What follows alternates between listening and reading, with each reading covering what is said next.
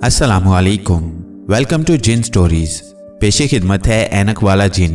Episode 31। ज़ुकूटा ने दिल में कहा, या अल्लाह मुझे बचाना। ज़ुकूटा ने गर्दन आगे करके कब्र में झांका। कब्र खाली पड़ी थी, उसमें कोई मुर्दा या लाश नहीं थी। इसके बाद ज़ुकूटा को कोई होश ना रहा, वो बेहोश हो चुका था। जब ज़ुकूटा बेहोश हो गया तो चुड़ैल एक मकरूह कहकहा लगाती वहाँ ज़ाहिर हो गई। अब वो बूढ़ी आम औरत की तरह नहीं थी, बल्कि एक खौफनाक चुड़ैल बन चुकी थी जो उसका असली रूप था। उसके बाल कांटों की तरह खड़े थे, दो लंबे दांत बाहर को निकले हुए थे और माथे पर एक सींग उभरा हुआ था।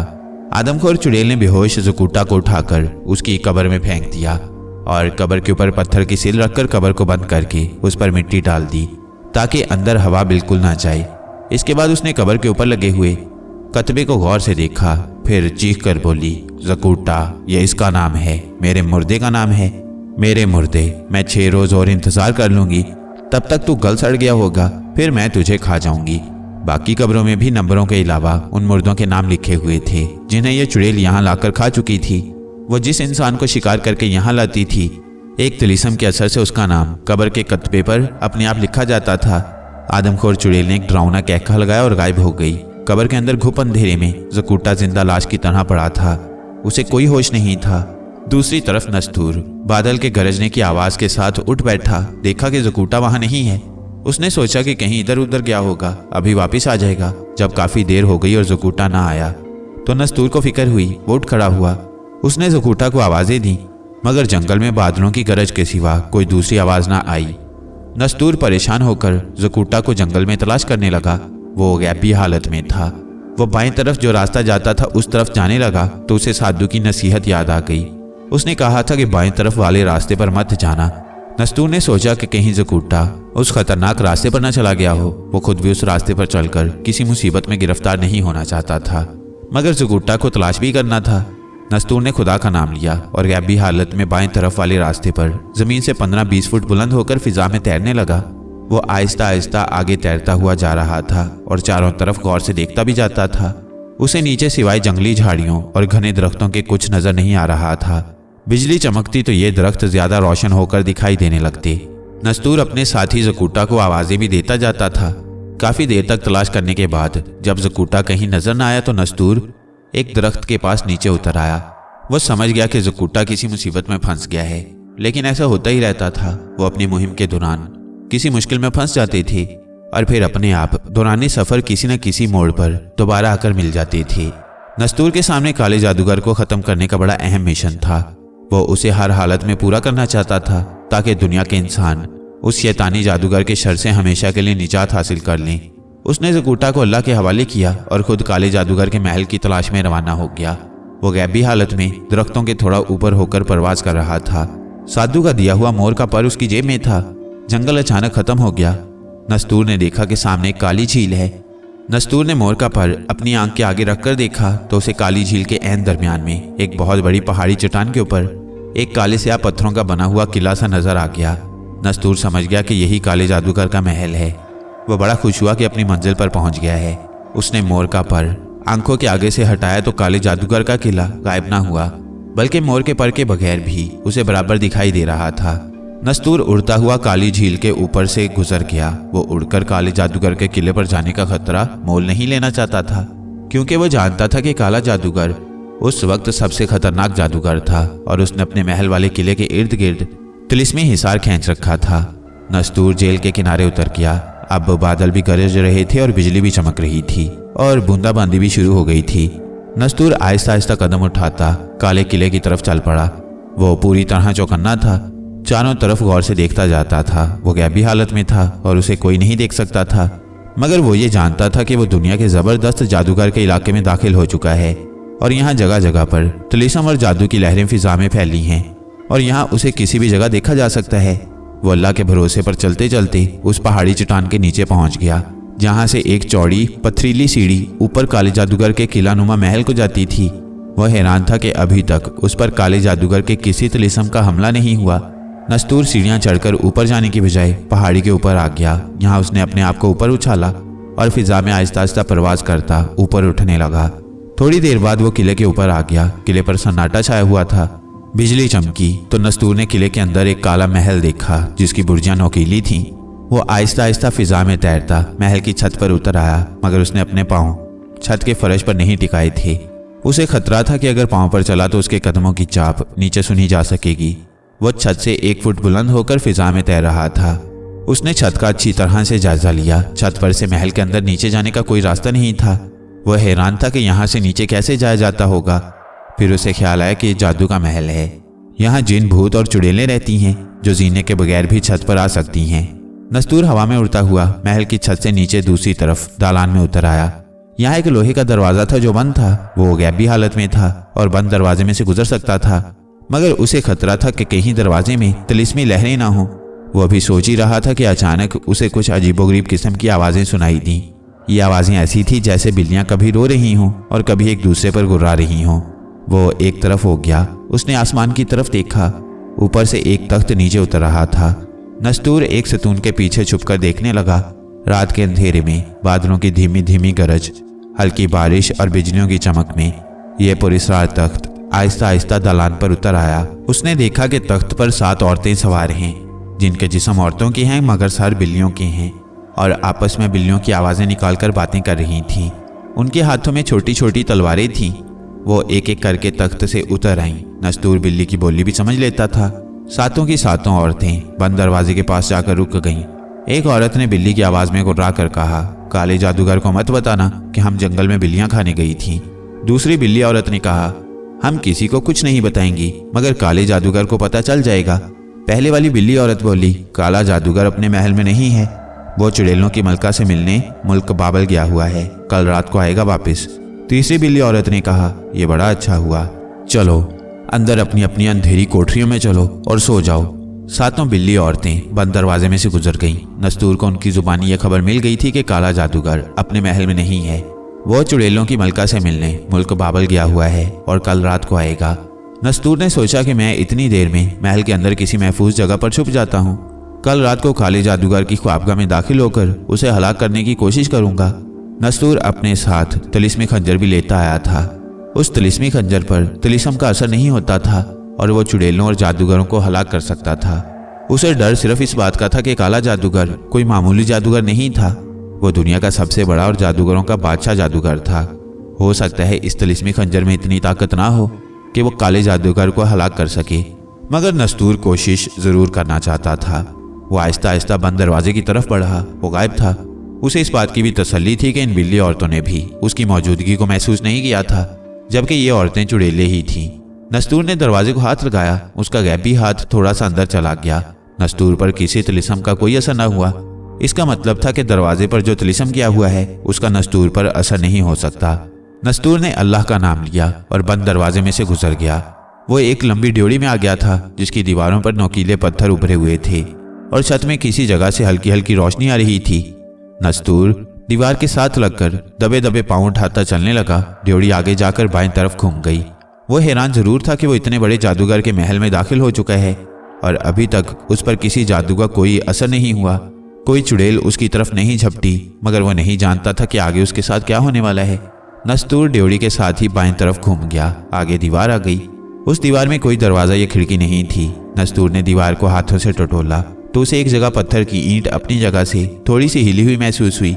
उसने ईंट को दबाया तो दीवार बगैर किसी आवाज के एकदम से एक तरफ हट गई और नस्तूर दूसरी तरफ गिर पड़ा। उसने महसूस किया कि वो किसी जाल में गिर पड़ा है। अभी वो संभलने भी ना पाया था कि उस पर तेज नीली रोशनी पड़ी और वो गैबी हालत से अपनी असली जिस्मानी हालत में आ गया। क्या देखता है कि वो किसी मकड़े के बहुत बड़े जाले में उलझा हुआ है और जाले की तार लोहे से भी ज्यादा मजबूत है। नस्तूर ने अपनी तिलिस्मी ताकत से जाल में से पूरा जोर लगाकर निकलने की कोशिश की, मगर वो जाल में और उलझता गया। उसने घबराकर उस तरफ देखा जिधर से नीली रोशनी आ रही थी। ये रोशनी एक रीछ जितने बड़े मकड़े के माथे से निकल रही थी, जिसकी लंबी लंबी टांगें तेजी से हिल रही थीं।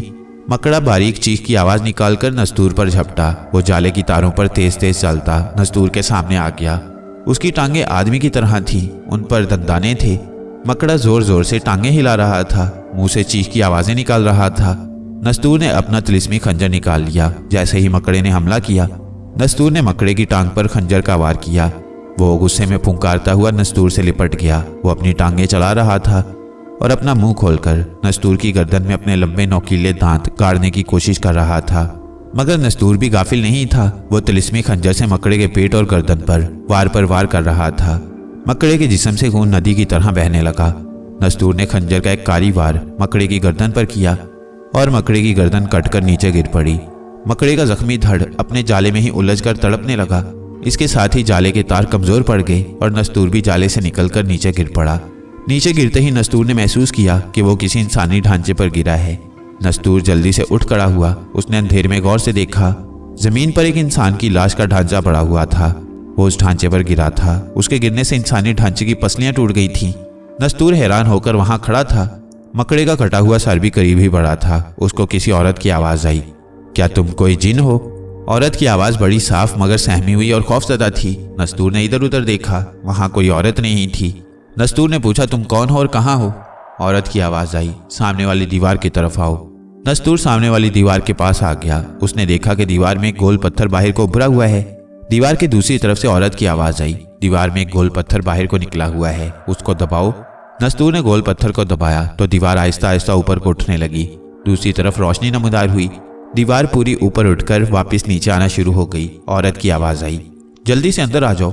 दीवार दूसरी बार बंद हुई तो फिर तुम इसे खोल ना सकोगे। नस्तूर फौरन अंदर दाखिल हो गया। उसके पीछे दीवार आहिस्ता आहिस्ता नीचे आकर फर्श के साथ लग गई। नस्तूर ने देखा कि वो एक ऐसे कमरे में आ गया है जिसकी दीवारों पर मकड़ियों के जाले लटके हुए हैं। छत पर से हल्की रोशनी निकल रही है। कमरे के दरमियान में स्याह पत्थर का एक मजबूत सतून है, जिसके साथ एक जवान औरत जिसके माथे पर सींग है जंजीरों में जकड़ी हुई है। औरत का चेहरा आम औरतों की तरह है। लंबे बाल भी आम औरतों की तरह के हैं जो बिखरे हुए हैं। सिर्फ माथे पर सींग है जिससे जाहिर होता है कि ये इंसानी मखलूक नहीं है। नस्तूर ने औरत की तरफ देखते हुए पूछा, तुम कौन हो और तुम्हें जंजीरों में किसने जकड़ रखा है?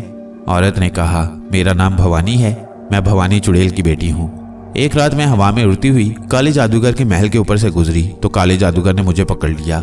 हम भवानी चुड़ैलें कभी किसी जादूगर के हाथ नहीं आती, मगर काले जादूगर की जबरदस्त ताकत के आगे मैं कुछ न कर सकी। तब से लेकर अब तक मैं यहाँ कैद हूँ। उसने मुझे जंजीरों में जकड़ रखा है। नस्तूर ने कहा, मगर काले जादूगर ने तुम्हें कैद में किस लिए डाल रखा है? भवानी चुड़ैल ने कहा, वह मुझसे भवानी चुड़ैलों की ताकत का राज मालूम करना चाहता है जो मैं उसे नहीं बता सकती। अगर मैंने उसे यह राज बता दिया तो चुड़ैलों की देवी काली चुड़ैल मुझे और मेरी माँ और बहन भाइयों को हलाक कर देगी। नस्तूर ने कहा, तुम्हारी माँ भवानी और भवानी चुड़ैलों की देवी तुम्हारी मदद को क्यों नहीं आती? भवानी चुड़ैल बोली, उनमें से कोई इस तरफ नहीं आ सकता, क्योंकि मेरी माँ भवानी चुड़ैल या चुड़ैलों की देवी मेरी मदद को आई तो यहाँ आते ही काला जादूगर उन्हें जलाकर राख कर डालेगा। नस्तूर बड़े गौर से भवानी चुड़ैल की बातें सुन रहा था। उसने पूछा कि वो अपनी ताकत से जंजीरें तोड़कर भाग क्यों नहीं जाती। इस पर भवानी चुड़ैल कहने लगी, काले जादूगर की तिलिस्मी ताकत इतनी ज्यादा है कि उसके आगे मैं कुछ नहीं कर सकती। मगर मुझे तुम बताओ कि तुम कौन हो और यहाँ कैसे फंस गए हो। तब नस्तूर ने कहा, भवानी चुड़ैल मेरा नाम नस्तूर है, मैं कोकाफ का नेक दिल इंसान दोस्त जिन हूँ। मैं अपने दोस्त ज़ुकूटा जिन के साथ काले जादूगर का खात्मा करने निकला था। ज़ुकूटा जिन रास्ते में किसी मुसीबत में फंसकर मुझसे बिछड़ गया और मैं यहाँ आन गिरा। मेरी ताकत भी शायद अब खत्म हो गई है। मैं गैबी हालत में था, मगर मकड़े के जाल में गिरते ही इंसानी जिस्म में जाहिर हो गया। इसका मतलब है कि मेरी ताकत भी जाती रही है। अगर मेरे पास तिलिस्मी खंजर ना होता तो मकड़े ने मुझे हलाक कर देना था। भवानी चुड़ैल बोली, तुमसे मिलकर मुझे खुशी भी हुई मगर अफसोस भी हुआ। खुशी इसलिए हुई कि कोकाफ के एक नेक दिल जिन को देखा है। अफसोस इसलिए हुआ कि काला जादूगर तुम्हें जिंदा नहीं छोड़ेगा। वो आज रात के पिछले पहर आएगा और तुम्हें हलाक कर देगा। नस्तूर ने कहा, काला जादूगर यहाँ नहीं है। फिर नस्तूर ने बिल्ली के चेहरे वाली चुड़ैलों की सारी गुफ्तगू भवानी चुड़ैल को सुना दी। भवानी चुड़ैल की आंखों में एकदम से चमक सी आ गई। कहने लगी, नस्तूर, इससे अच्छा सुनहरी मौका फिर कभी हाथ नहीं आएगा। काला जादूगर जब अपने महल से चला जाता है तो उसके महल के इर्द गिर्द जो खतरनाक तिलिस्मी लहरें होती हैं वो भी उसके साथ ही चली जाती हैं। यही वजह है कि तुम आसानी से महल में आ गए हो और किसी को पता नहीं चला। नस्तूर बोला, मगर तिलिस्मी ताकत ना तुम्हारे पास है ना मेरे पास। हम यहाँ से फरार कैसे हो सकते हैं? और फिर मैं तो काले जादूगर का हमेशा के लिए काम तमाम करने के लिए आया हूँ। यहाँ से फरार होना मेरा मकसद नहीं है। भवानी चुड़ैल कहने लगी, नस्तूर, इस तरह तुम कभी काले जादूगर को हलाक न कर सकोगे, उल्टा तुम खुद कत्ल कर दिए जाओगे। काले जादूगर की ताकत का राज दुनिया के किसी जादूगर, किसी चुड़ैल को मालूम नहीं। ये कोई नहीं जानता। तुम अगर काले जादूगर की गर्दन भी अलग कर दोगे तो उसे कुछ नहीं होगा। उसका कटा हुआ सर दोबारा गर्दन पर आकर लग जाएगा। नस्तूर ने पूछा, तो फिर मैं काले जादूगर को कैसे खत्म कर सकता हूँ? भवानी चुड़ैल ने कहा, सबसे पहले हमें यहाँ से किसी तरह निकल जाना चाहिए। यहाँ से फरार होकर मैं तुम्हें अपनी माँ भवानी चुड़ैल के पास ले जाऊंगी। काले जादूगर की ताकत के राज के बारे में दुनिया में अगर कोई चुड़ैल कुछ बता सकती है तो वो सिर्फ मेरी माँ भवानी चुड़ैल ही है। अगर तुम्हारी माँ को काले जादूगर की ताकत का राज मालूम है तो वो उसे हलाक करके तुम्हें यहाँ से निकाल कर क्यों नहीं ले जाती? भवानी चुड़ैल ने कहा, पहली बात तो यह है कि मेरी माँ को मालूम ही नहीं कि मैं काले जादूगर की कैद में हूँ, और अगर उसे पता चल भी जाता है तो वो खुद भी नहीं जानती कि काले जादूगर की जान किस में है। एक बार मेरी माँ ने मुझे बताया था कि काले जादूगर ने अपनी जान किसी बिच्छू में डालकर उसे मर्तबान में बंद कर दिया है। वो मर्तबान कहाँ है ये मेरी माँ को भी मालूम नहीं। नस्तूर सोच में पड़ गया। आखिर उसके ज़हन ने यही फैसला दिया कि सबसे पहले काले जादूगर के महल से निकला जाए, भवानी चुड़ैल को भी वहां से निकाला जाए, उसे लेकर उसकी माँ के पास पहुंचाया जाए और फिर उस मर्तबान को तलाश किया जाए जिसमें वो बिच्छू बंद है, जिसमें काले जादूगर की जान है। नस्तूर को अपनी जिन्नाती ताकत से इतना मालूम हो गया था कि भवानी चुड़ैल झूठ नहीं बोल रही। ये बात नस्तूर को एक बार किसी बड़े जिन ने कही थी कि काले जादूगर ने अपनी जान किसी महफूज जगह पर रखी हुई है, वो अपनी जान साथ रखकर अपने दुश्मनों में नहीं रह सकता। नस्तूर ने कहा, मगर भवानी हम यहाँ से कैसे निकल सकेंगे? दीवार तो बंद हो गई है और तुमने खुद ही कहा है कि ये दीवार एक बार बंद हो गई तो फिर नहीं खुलेगी। भवानी ने कहा, वो मैंने सिर्फ इसलिए कहा था कि मेरा ख्याल था कि काला जादूगर महल में ही है। अब तुमने बताया कि वो अपने महल में नहीं है तो हम चुड़ैलों और जिन भूतों के लिए काले जादूगर का जादू आधा होकर रह गया है। मेरी उंगली में एक काली अंगूठी पड़ी है। काले जादूगर की कैद में आते ही उसकी ताकत खत्म हो गई थी, मगर अब काले जादूगर के महल से चले जाने के बाद उसकी आधी ताकत वापस आ गई होगी। तुम मेरी उंगली से अंगूठी निकालकर उसे मेरी जंजीरों के साथ रगड़ो, अभी मालूम हो जाएगा कि अंगूठी की आधी ताकत वापस आई है कि नहीं। नस्तूर आगे बढ़ा। उसने भवानी चुड़ैल की उंगली में से काली अंगूठी को उसकी जंजीरों से रगड़ा तो जंजीरें टूटकर गिर पड़ी। भवानी चुड़ैल ने खुश होकर कहा, नस्तूर तुमने ठीक कहा था, काला जादूगर अपने महल में नहीं है। मेरी अंगूठी की आधी ताकत वापस आ चुकी है। मेरे पीछे पीछे आओ, अब हमें इस कैद खाने से निकल भागना चाहिए।